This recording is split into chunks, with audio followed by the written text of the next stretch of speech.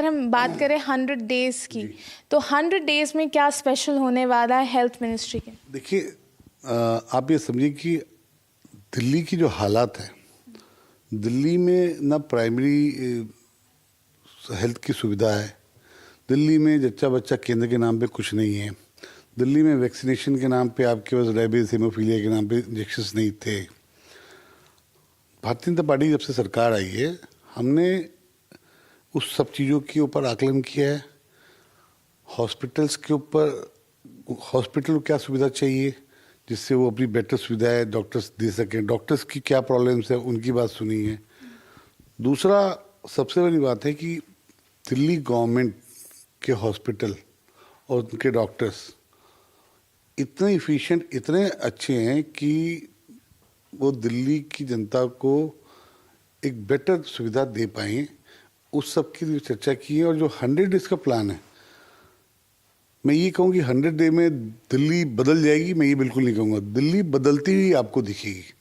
दिल्ली बदलती हुई दिखेगी। जो जो प्राथमिक उपचार कहते हैं, प्राइमरी, उसमें सुधार आएगा। जच्चा बच्चा केंद्र के नाम पे जो पिछली सरकार ने कुछ भी नहीं किया, उसमें आपको चेंजेस मिलेंगे।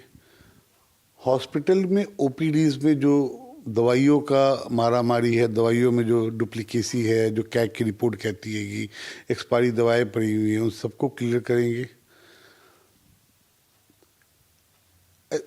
होल एंड सोल में अगर मैं हेल्थ की बात करूं तो आपको 100 दिन के अंदर, जैसे हमारा कैंसर हॉस्पिटल है, हमारा एलएनजेपी, हमारा जीबी पंत है, इतने अच्छे से हॉस्पिटल, इसके बारे में मैं लाइन से गिनना चालू करूंगा तो बहुत लंबा समय बीत जाएगा।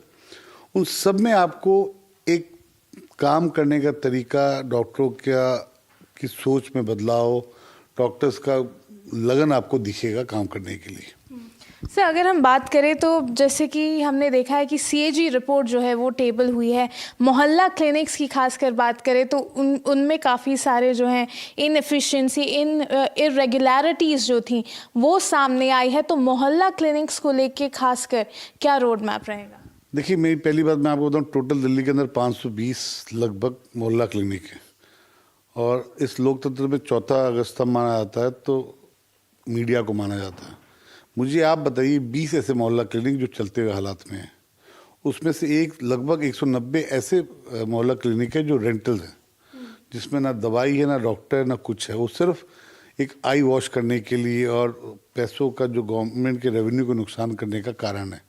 मैं एग्जांपल देता हूँ कि एक बगल में घर है 4000 का, उसके बगल में एक मोहल्ला क्लिनिक के नाम पे जगह ली गई जिसको 20 से 25 हज़ार रुपये दिए जाते हैं महीने किराए के, और ना वहाँ डॉक्टर है, क्योंकि वो वहाँ के विधायक का, सो कॉल्ड विधायक जो हुआ करते थे, उनके आदमी हुआ करते थे जहाँ रेवेन्यू के नाम पे है।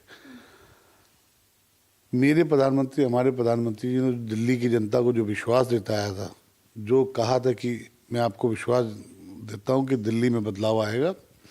हम व्हाट इज़ आयुष्मान, आयुष्मान को पढ़ने का तरीके में आपको 4 लाइनों में आयुष्मान को मैं बताना चाहूँगा।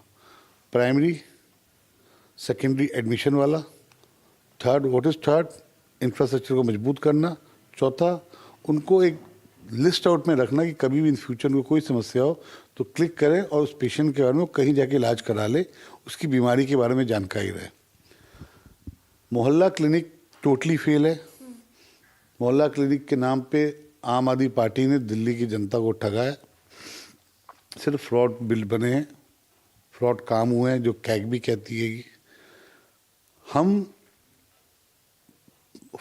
डे केयरिंग, जैसे जो औषधालय डे केयरिंग वाली बात, हम डे केयरिंग के ऊपर काम कर रहे हैं और उसका पायलट प्रोजेक्ट भी बन चुका है। लगभग 28 पायलट प्रोजेक्ट अगले महीने आपके बीच में, दिल्ली के बीच में मिलेंगे, जिसमें प्राथमिक उपचार विद प्राइमरी के साथ, मतलब आप उसको, जैसे बीमार होकर एक पेशेंट आया तो एटलीस्ट वहाँ एडमिट हो जाए, उसका इलाज हो जाए, शाम को डिस्चार्ज हो जाए, वो सुविधाओं के साथ लाएंगे।